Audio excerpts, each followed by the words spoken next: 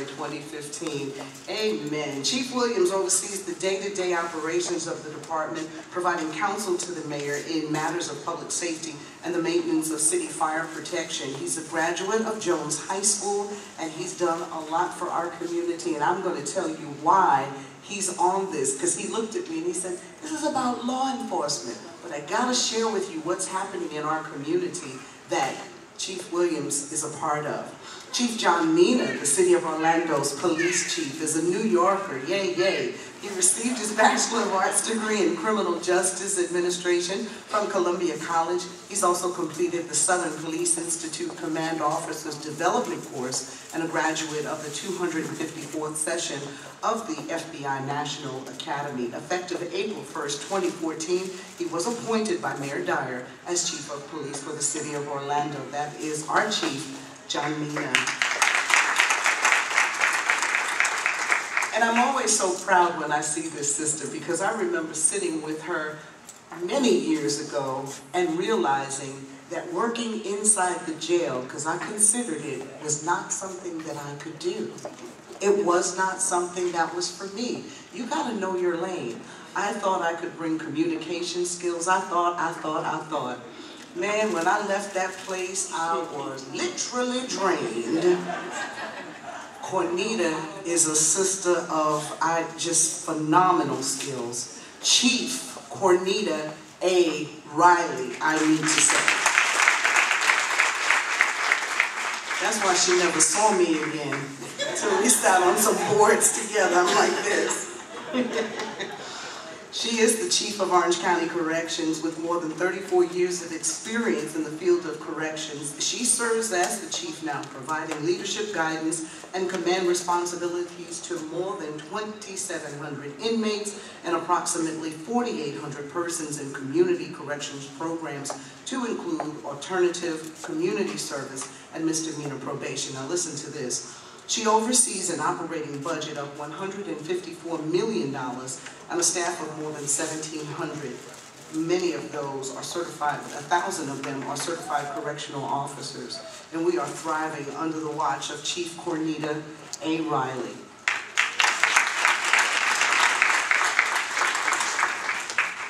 Next is our reform specialist from Circuit 9, Mrs. Melinda Wesley Nelson, a graduate of the University of South Florida. She earned her bachelor's degree in criminology and her master's in adult education. She began her career with the Agency for Community and Treatment Services back in 2000 as a case manager for at-risk and delinquent juvenile. In 2001, she accepted the position of juvenile probation officer with the Florida Department of Juvenile Justice, and 3 years ago she accepted the position of reform specialist in Circuit 9. I introduce you to Melinda Wesley Nelson.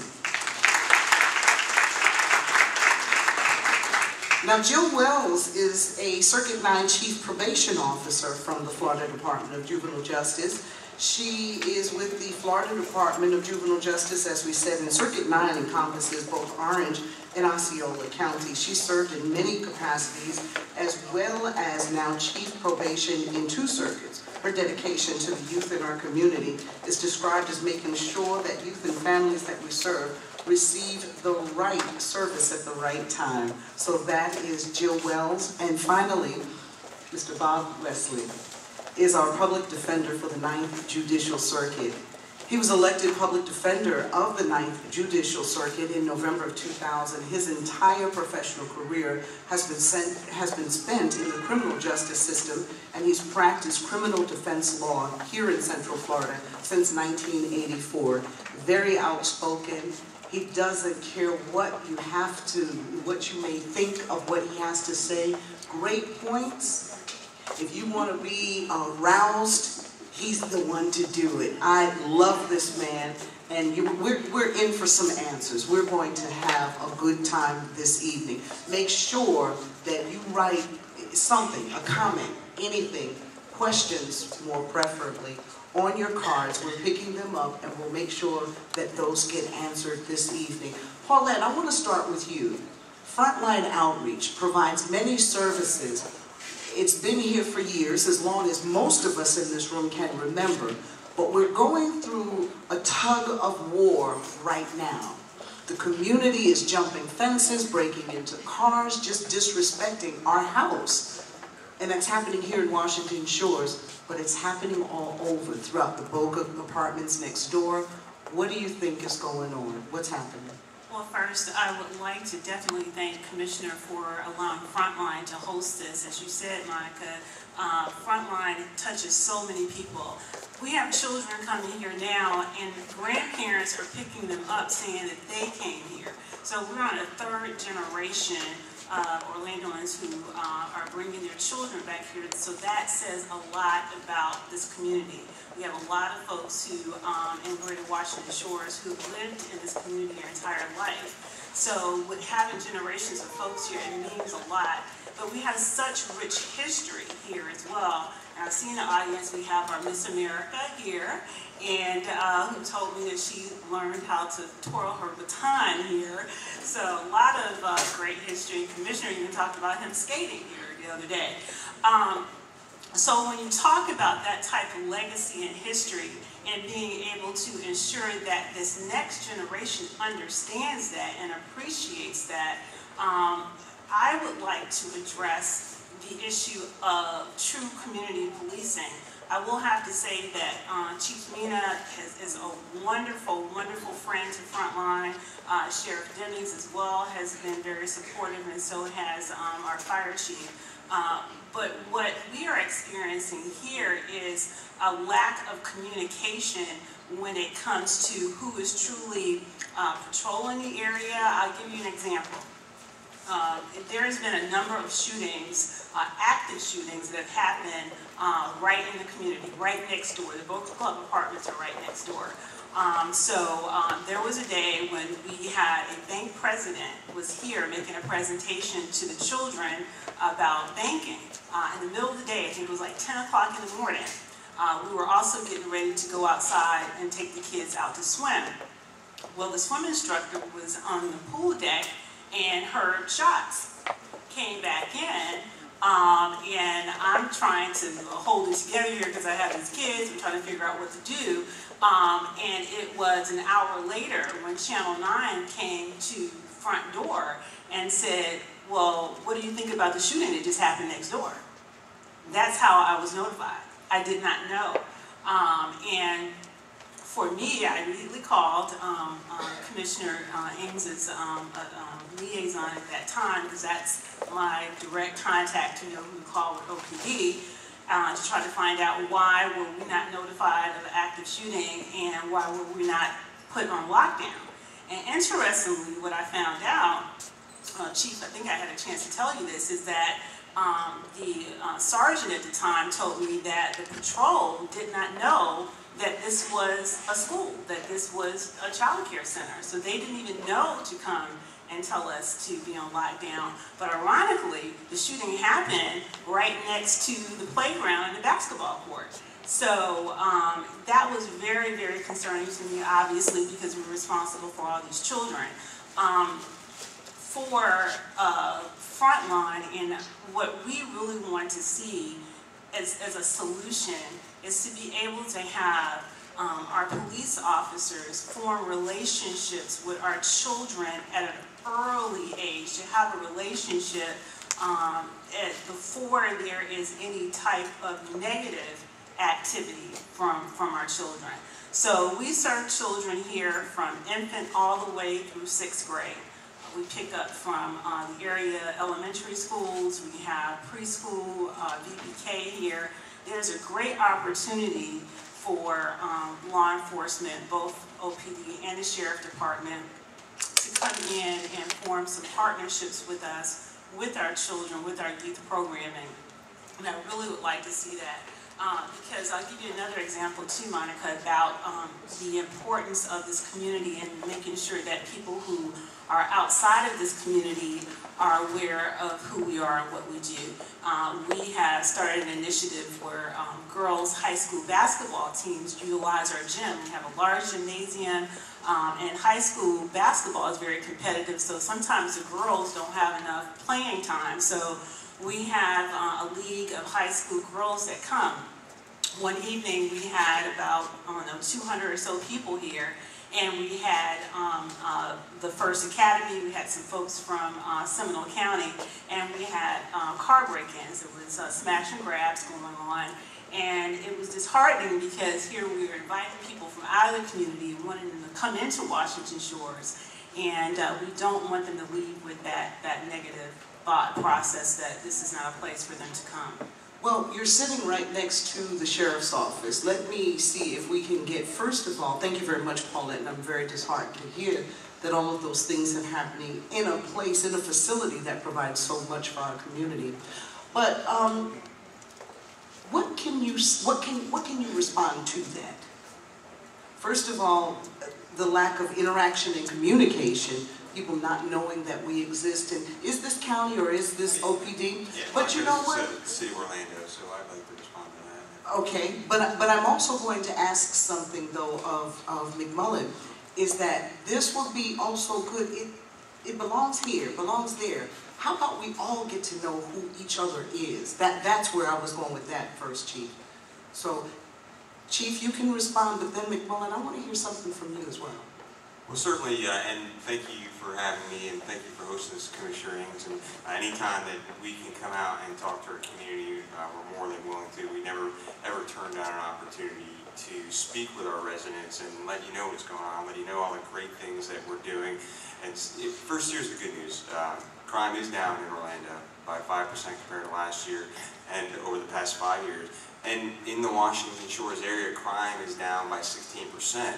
Now, there have been a couple isolated incidents, and that's a shame that you know, the officer working in that area didn't know about Frontline, because Frontline is very important to me, so it really should be important to all of our officers. As a matter of fact, we fund several programs with seized forfeiture money, seized drug money from bad guys we arrest, and give it to Frontline Outreach, something we're very, very proud of. But certainly, we can always do a better job of talking to our residents, engaging our youth. And the Orlando Police Department, we have many different mentoring programs that we do, from midnight basketball to fishing programs to Operation Positive Direction. Many different mentoring programs. We also do a program called Orlando Speaks, where our residents and officers can sit down and talk together and get to know each other. Now, I will say it is a challenge to get to know every single resident. You know, we have 267,000 residents, I think, and that's not to include all the visitors that come to Orlando, and 750 police officers. So if you do the math, impossible for us to know every single person. But what I tell our officers is this: every single day, I want you to spend, it could be 1 minute, it could be a half hour, and somehow touch the life of a child. And that could be just a handshake, or a smile, or a talk about anything. And I'll see him here at a very nice informal conversation with a young man outside today, and I ended up giving his mom my card because I want him to come to the new police station on his birthday, because right about the same time he's having his, I think it's his 4th or 5th birthday, which happens to be on Martin Luther King Day. Right around that same time, we'll be opening our brand new police headquarters, which will be less than 2 miles from here. So those are the type of communications I want going on with the residents. Certainly we can always do better, but again, crime is down in the city of Orlando, crime is down in Washington Shores. And what I always tell our residents is that for us to be successful, we need your help. And if you think about all the houses, all the streets in Orlando, all the apartment complexes, there's no way that a police officer can be in front of every single house, can be in front of every single apartment, or even on every street. So that's why we need our residents to call us when they see something, before it gets to that violence. And it's very unfortunate that there have been a few incidents here in Orange County over the past couple weeks, and our young people are solving their problems with violence, and that has got to stop. And that has got to stop from when they're very young. And we will do whatever we can, but we can't do it by ourselves. I'm telling you, we can't. There's only 750 of us. We need all nearly 300,000 of the residents of Orlando and all the 1.2 million people in Orange County, Florida, to help Central Florida law enforcement out and tell us who's driving around with guns, and tell us when we think there's going to be violence, and tell us when people are selling drugs. We certainly can't do it by ourselves, but Okay, so thank you very much, Chief Meadon. What I'm going to ask each of you to do is kind of, maybe I need to come down here, but maintain eye contact with me at some point so for the sake of time. Question for you though, Chief. You said that you provide through bad guys' funds resources. So that means that OPD did know, you know what Frontline Outreach does. I need that to trickle down so everybody knows, so that something like that doesn't happen again, where they're not informed when something bad is happening. You know? Actually, I totally agree 100%. Okay. There's really no excuse for an officer not to know what Frontline Outreach did, and I don't know. Thank you. I just a new needed officer. to hear Oh you yeah, say that. you know, and you know the Orlando Police. When we're wrong, we're going to say we're wrong. Say that. That's definitely wrong. All right, Captain McMullen, what could you do? What would you do different? Well, I certainly mirror all the points that Chief Meadon made as far as communication and improving that community policing endeavor, within the, helping the police agencies and the community relate well one another. We've gotten very good at communicating with each other as far as the Sheriff's Office and the Orlando Police Department. So, but we need to get better with communicating with folks that may not necessarily live in the county's jurisdiction versus the city's jurisdiction. And this is a facility that's right in line with that theory that our community policing folks and our crime prevention folks probably don't come visit here. But I will certainly carry that water up the flagpole in the morning to where that we probably will get you a visit from our folks that do that same, provide that same service to the Orlando City residents that the Orlando Police Department does as far as this facility is concerned. So I'm sure there are folks sitting in the crowd that live in unincorporated Orange County that frequent this facility as well, not just City of Orlando residents. So we certainly will endeavor to improve upon our relationship with this facility, as well as others like it, in areas that have a city-county nexus to where folks live in both jurisdictions.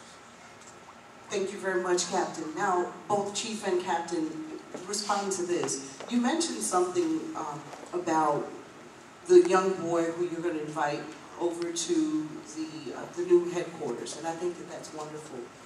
Is there a way that you can begin to have your officers spend more walk time, more interaction time in our community here? Because the best way for us to begin to respect police, again, is to see them more often as opposed to us just seeing them when they come to arrest us or do something of that nature. I know growing up in New York, we knew who especially in the projects, we knew who the police officers were. And I know these are dangerous times, but somebody's got to take the mantle and try it. Is there thoughts? Is there something in motion for that? There's definitely thoughts about it. We do so many programs where we're interacting with our youth. Another one, just off the top of my head, we do a program called Books and Badges, where officers go and read to young kids at a very young age, and it's certainly something that we can do here, especially for the younger kids that go here. But we do that through many different schools and many different daycare centers. And, our officers, their primary responsibility is the protection of life and property. So, as you can imagine, this is a big city. We do get many calls for service, so there always isn't the time to do that, but our officers need to make the time and, like I said, get out of the cars and have those conversations, even if it's an informal conversation, 5 minutes to get to know their neighbors. And that's what we encourage. We encourage our officers to get out of their cars and walk around and talk to the business owners and talk to the residents. And I can bet you my paycheck that the officer who works this area will be coming and he will introduce himself to Pauline, no doubt. Paulette, yeah. And that's good. Thank you very much. From the juvenile justice side, what are you seeing happening at younger ages from children who are maybe not participating in programs but are just out there in the streets? What's happening? What are you seeing? I can tell you that one statistic that we're not very proud of, and Mr. Wesley will echo it, is that Orange County has the highest number of arrests of youth 12 and under than anywhere in the state. What is that from? What's happening here? Sometimes I think that it's from, I can't give you an exact answer, but I think that it's from lack of education of some services that we can provide. One thing that the Department of Juvenile Justice started early last year in Orange County is the SNAP program, which stands for Stop Now and Plan, which serves boys age 6 to 11. It's a prevention program. We ran 2 cycles, the Department of Juvenile Justice did, and then it was contracted out to the Orange County, and they're running cycles of that right now. Can you tell me a little bit more about that? Because did anybody in here know about a SNAP program? If any of you have children, you do, Mama? You pilot that program? Part of our pilot. Okay. One lady. Anybody else? Because we need to know about this program. Well, you're supposed to know, sister. But anybody else? It's important. Glad to hear this. How do we get in touch? Because the biggest thing sometimes that happens in our community, we shamed about what goes on with our children. We don't always like to talk about it, but we need help. If you need help, you need to ask for help. And this is one of the ways to do it. So how do we find out more? My Johnny is acting up, and it could be a variety of situations. But his behavior has become out of control. I need some help. Where do I go? Well, actually, I'm the reform specialist for the Department of Juvenile Justice, and my job entails coming out into the community, educating the community about the Department's reform initiatives. We started SNAP, like Chief Wells stated, about 2 years ago, and it stands for Stop Now and Plan, and it's geared towards young boys ages 6 to 11 who are disrupting the home and at school, who are on the verge of coming into contact with the juvenile justice system. Recently, we had facilitators who are trained to facilitate it for girls, so that won't start until early next year, ages 6 to 11. That was going to be my next question, because girls are rolling hard too now. It's a 13-week program. Not only do the boys learn skills to help them make better decisions, the parents learn as well. So while the boys are in their class learning, the parents are in their group learning as well, because a lot of issues that we found with the kids that are coming to our juvenile justice system starts within the home. 70% of these kids that come into our juvenile justice system suffer from mental health issues, which leads them to engage in delinquent behavior or traumatic experiences. They have been sexually abused. They have been bullied at home, but we don't know that until they actually have contact with the juvenile justice system. So SNAP is an evidence-based program. It started in Canada, and it's been around for 25 years, so it does work. Ms. Winbush right there, I'm sorry for calling you out, but she was one of our parents who pioneered our SNAP program, and the first cycle was very successful. We had, I believe, like 4 or 5 boys and parents who actually were very engaged, attended every week, and successfully graduated the program. And if you want any information in reference to SNAP, I have a table set up back there in the corner with brochures with the contact information, or you can see me after this is over and I can give you more information. Thank you very much. I think that was good. What I need to know is, where's my Jackie? Jackie, if you could do 1 thing, 2 things for me. Jackie. Jackie's back there. Jackie, Ms. Copperhead, if you could do 2 things for me. If we could find out where some of those response cards are right now, we want to start asking questions. If you have some questions, I'm ready for those. That's the first thing. And is somebody scribing for me? Because I want to make sure to capture some of what we're saying. We are videoing, I know that much, are we? No? Yes? Okay, so that's good. But to be able to go back over and give Paulette and just replay this so you guys can capture this information. Thank you very much. I appreciate you. So some of those questions we can bring forward now. I have Chief Williams on the podium with us for one reason. He's fire department. A lot of times people that are dealing with mental health situations are not calling on police or the sheriff's office anymore. They're afraid to call the police or the sheriff, because we don't want to have our kids shot, frankly. The mental health situation has escalated to that point. So we're calling on the fire department. Why? Because they don't carry guns. So we're utilizing them in that capacity. So how are you handling that? Thank you for having me tonight. When we respond to any call, especially a mental health call, our goal is to make sure we provide the best service for that individual. We rely heavily on the family. If any of your kids or any of your family member have any type of mental or health conditions, we rely on you to convey that information to us so we can render the proper medical treatment and use the treatment modality that will help in that situation. As we come to the door, we partner with law enforcement to make sure that each citizen is treated fairly, no matter what color, creed, sexual orientation. That is what we come to do, just to do exactly that, to help your loved one in that time of crisis. But we do partner with law enforcement to make sure those scenes are safe and secure.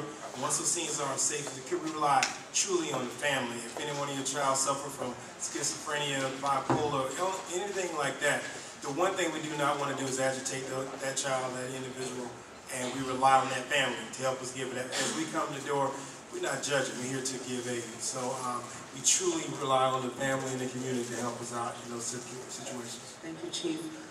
Now, Chief Mina, how are we handling the escalating numbers of situations dealing with people in our community that are suffering with mental health situations? And I'm glad you asked, Monica, because that is a crisis in our country.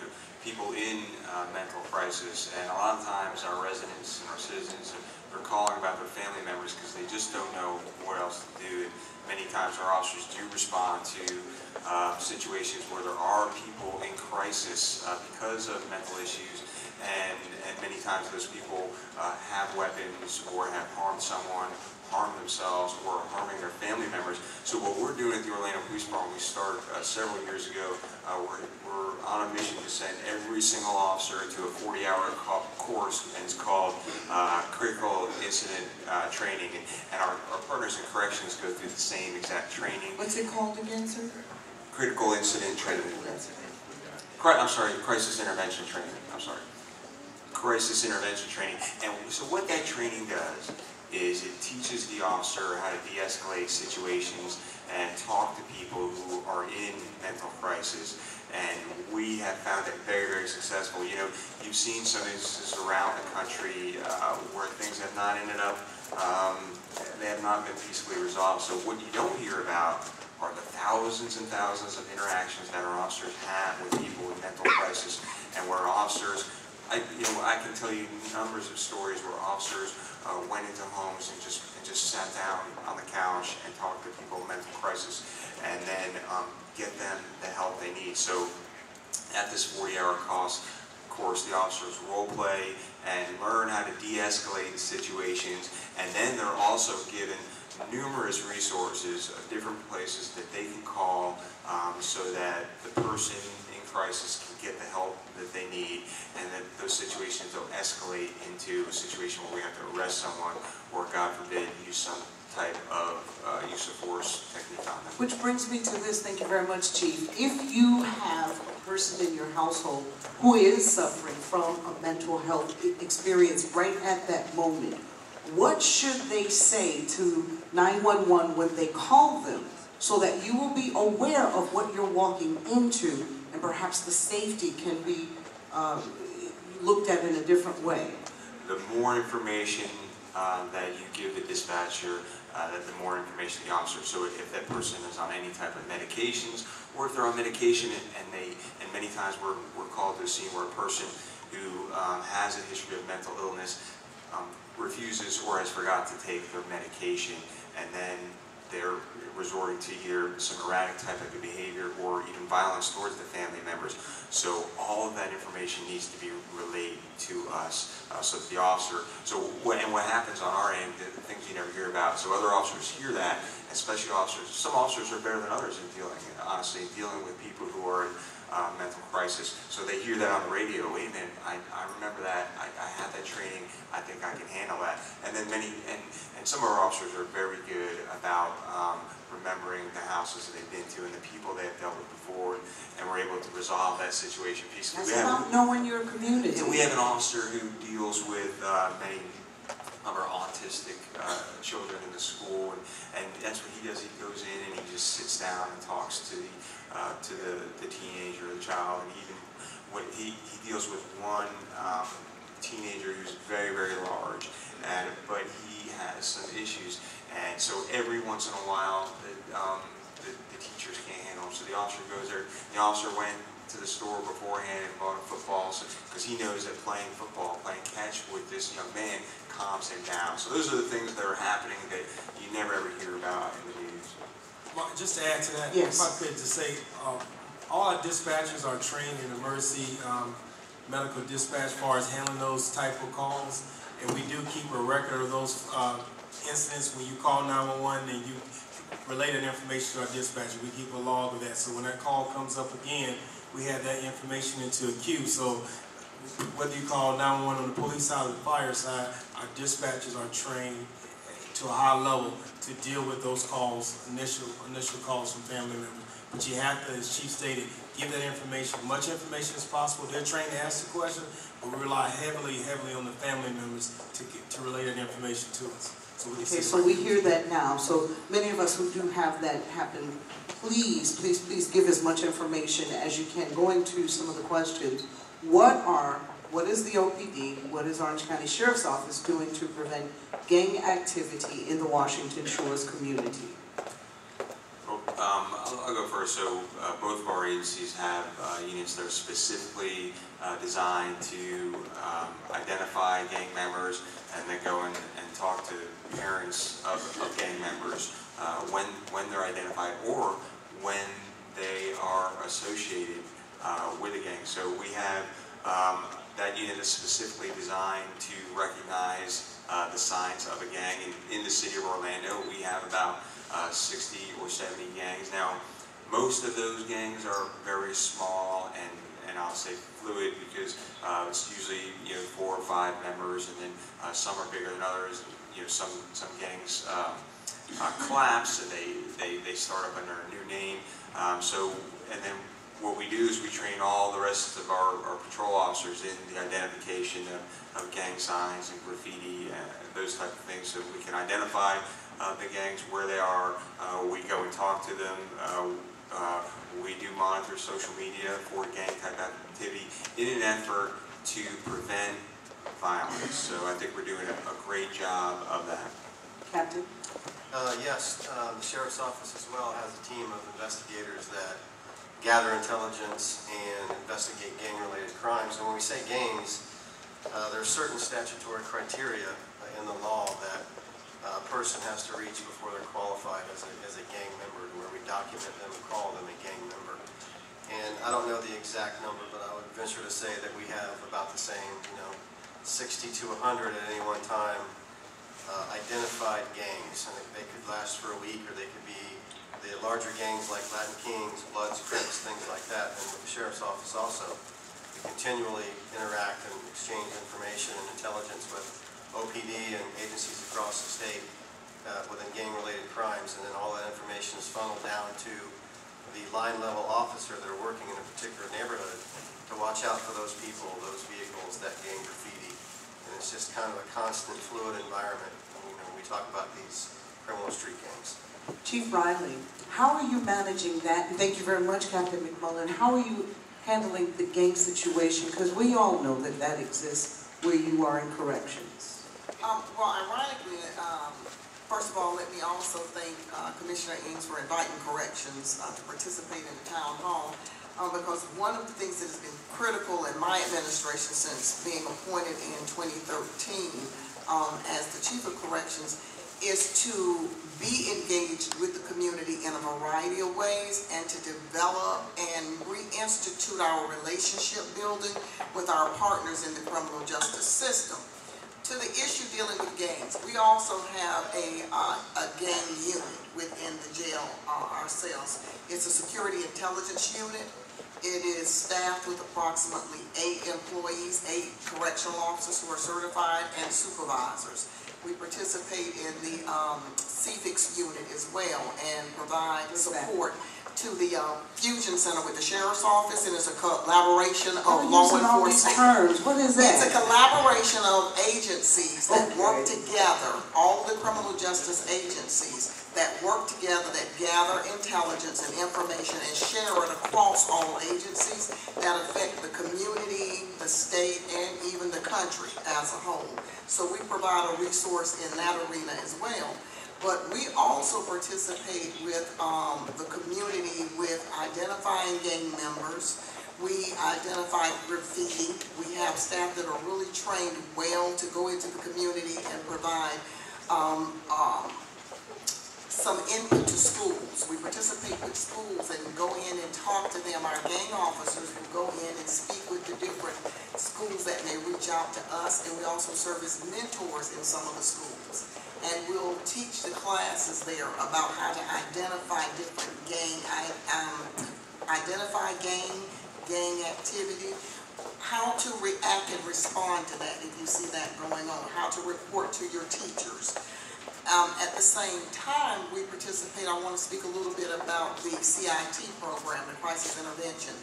One of the things that's unique in the jail that I don't think that we think about is jails are small cities, so everything that goes on inside your community goes on inside the jail. Like? We provide food, clothing, shelter, gang activity. That's why we have to have our security intelligence unit. We also have the mental health issue inside the jail. At least 35 or 40% of our population in the jail is on some type of psychotropic medication. So we work with organizations and our partners like the Public Defender's Office, who also bring social workers into the jail to work with our medical staff and our mental health staff to identify those mental health issues. We have more than 31 programs that we offer in the jail for individuals that come into custody. Our juvenile justice partner used the term evidence-based programs. One of the things that I don't support is programming for the sake of programming. We can waste a lot of money offering programs that don't make a difference in anyone's lives. So evidence programs, evidence-based programs, they have measurable outcomes. They have front-end expectations and measurable back-end outcomes. And that's where we need to use our resources, and we do, to provide programming for those individuals that make a conscious decision that they want to leave the jail better than the way they came into the jail.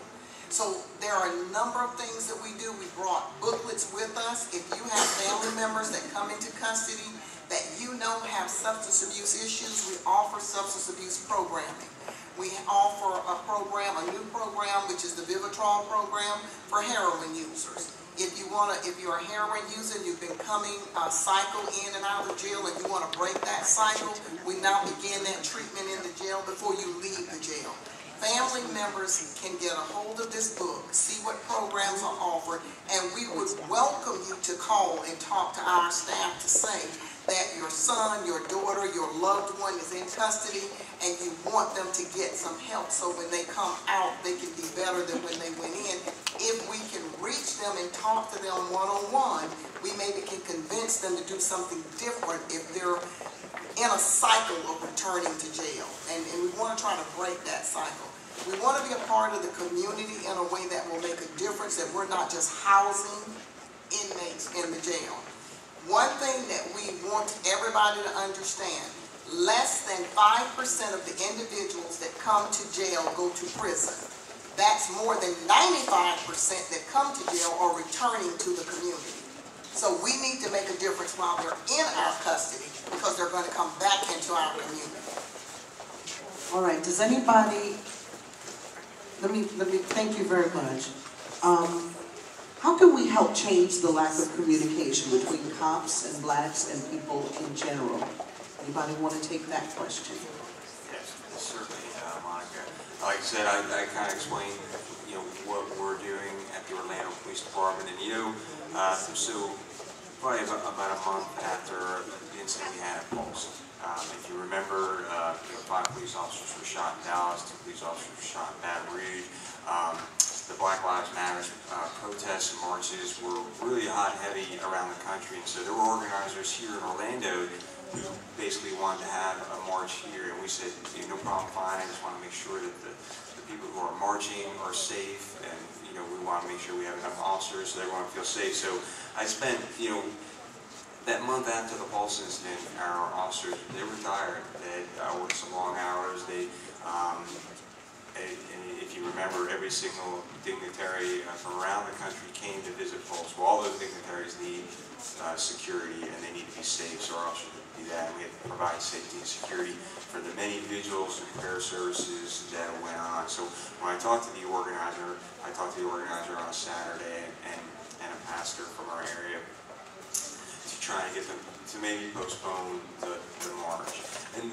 And I understood that they wanted to do it while the issue was hot. So I said, that's fine, and they asked me if I was going to be there at the Black Lives Matter march downtown. I said, oh yes, I'm going to be there. Number one, I want to ensure the safety of our officers because of what just happened in Dallas, but I also wanted to ensure the safety of the people who were marching, because I know that they were all good people. And so we had in downtown Orlando over 10,000 people come and march all down Orange Avenue and Colonial Drive. And so what I told my officers when we were out there, because we had many officers out there because of what had just happened, I told them, let's use this as an opportunity to talk to people. Because what I know being a police officer for 26 years is it's easy to look up on the TV screen at CNN or Fox and have mistrust or maybe not like what you're seeing. But I know that it's hard to hate up close.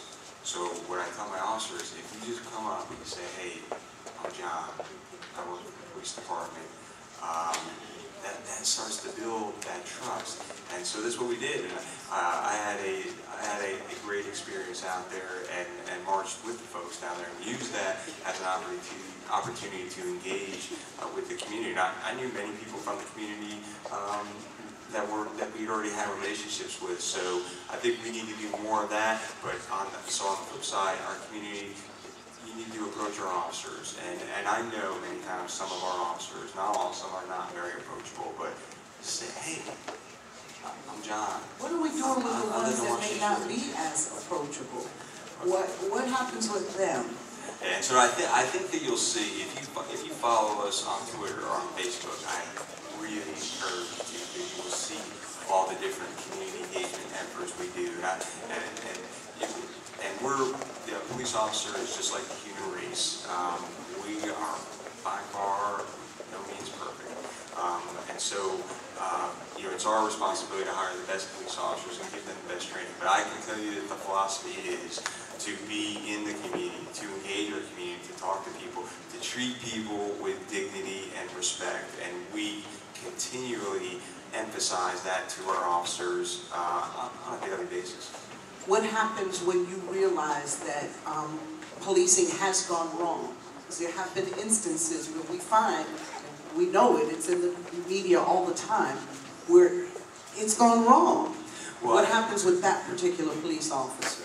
And I've been very, very honest with the media, with our community about that. We make mistakes, and we will terminate officers for excessive force, for not telling truth, and you can look at the record, and it was something that we've also done. So the Orlando Police Department is only one of 15 agencies in the entire United States, and so if you don't know, there's 18,000 different law enforcement agencies in the United States. Many agencies from 5 officers all the way up to 36,000 in NYPD. So we're one of only 15 agencies that publish all of our use of force data and every single police shooting since 2009. And so you can go right now to the City of Orlando website. You can look it on your phone, and you can choose the shooting. And you want to know what happened? Well, attached to that is the letter from the State Attorney's Office, the conclusion of the investigation, and if the officer was cleared of any wrongdoing. And on top of that, besides our third-party investigation, we investigate to see if our own policies provide us. So many times, and sometimes you don't hear about this, many times our officers who are involved in a shooting are cleared of any wrongdoing by the state attorney's office, but disciplined by our own officers in internal affairs. Okay, thank you very much. I've not heard from Mr. Wesley. You're shy to speak. No, you're not. I need, let's start from here on in. Let's just bring solutions, guys. Let's talk solutions for sake of time. Give me some solutions to what you hear and to what you know to be an issue here in our community. Well, I mean, it starts with us, because I'm proud to live in a community served by every one of the people on the panel. And I think that tomorrow morning, if I have an issue, I can call any of you and say, you have a problem, and I'd like to talk to you about it. And I think that they'll listen to me earnestly. And I think that we don't build walls here. Our judicial circuit, there are 20 judicial circuits in Florida. The biggest is Miami, we know that. The second largest is Fort Lauderdale. But this little fruit picker town has grown into the third largest circuit in the state of Florida. And I think we still keep a hometown attitude, even though, as been pointed out, we have almost double the population every day from people who come here to go to the second largest university in the United States of America, to come to the largest tourist attractions in the United States of America, to come here from neighboring counties, to come work, play, and come here.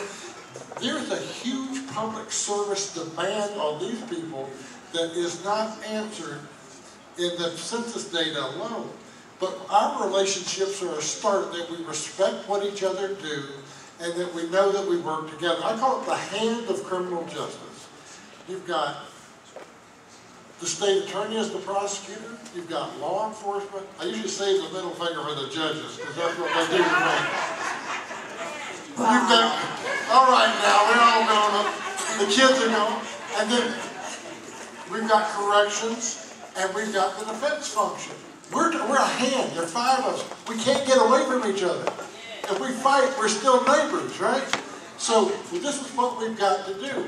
But we've got to also be grown up enough to talk about our problems. As Jill pointed out, there is a habit in Central Florida to arrest more children than any place else. And you cannot tell me that our kids are worse than kids in Jacksonville, or worse than kids in Palm Beach, worse than Tampa kids, worse than Miami kids. We have a culture of arresting more children. And there's a disconnect because the state attorney, the Lawson Lamar in his long tenure, or Jeff Ashton in his short tenure, and I pray that our incoming state attorney do not charge many of those kids. There's a big disconnect between kids who are arrested and taken into custody and the ones who are actually brought to court and go through the process. And so there's some attitude that I think that we would like to ask law enforcement, if it's not going to be a prosecution and it is a traumatic event for the child to be arrested, can we shortstop that? Our DJJ professionals tell us no matter what they do or don't do, 75% of those kids are not going to come back into the justice system. The church is strong enough, the school is strong enough, the family is strong enough, the child is embarrassed enough that they don't reoffend. My goodness gracious, why don't we focus on that 25% who have a great problem in their lives? Frederick Douglass said, it's easier to build strong children than to repair broken men. Right? So if we work with kids, well, I just left a wonderful function at the law school, I'm sorry I was late, to talk about domestic violence. And Officer Burgos was there and made a compelling disclosure about some personal history of his that humanized him. But we're waiting until men get so rage-filled that they're 35 years old and storming around when we have rage-filled 14-year-olds that we need behavioral specialists, social workers, psychologists to try and put out that fire in those children before it consumes their souls and makes them driven to hate the world and make them hurt the people closest to them. And we start earlier. So my grandfather was a dentist. He said, I can tell you what you do so you don't need to come back to the dentist. But you're going to go eat a Three Musketeer bar and drink a Coke as soon as you leave. So we know what we need to do. We need to make our children strong, make them feel loved, and help them to succeed. and then hopefully we close prisons down. I'm an idealist, but let's spend on that $154 million. Cordelia Riley won't give me any of it. She got $154 million. Listen, her husband and I were fresh-faced over 40 years ago, served together as parole officers. I've been knowing her, I'm so proud of what she does. But I'd like to have her jail shut down and sell that property down there and have that waterfront property and make it into a bed and breakfast that we can be proud of. All right. I told you that Bob would put things in perspective and thank you, and also make you laugh along the way. I've got a question here. I got several. How are we working with churches to create a line of community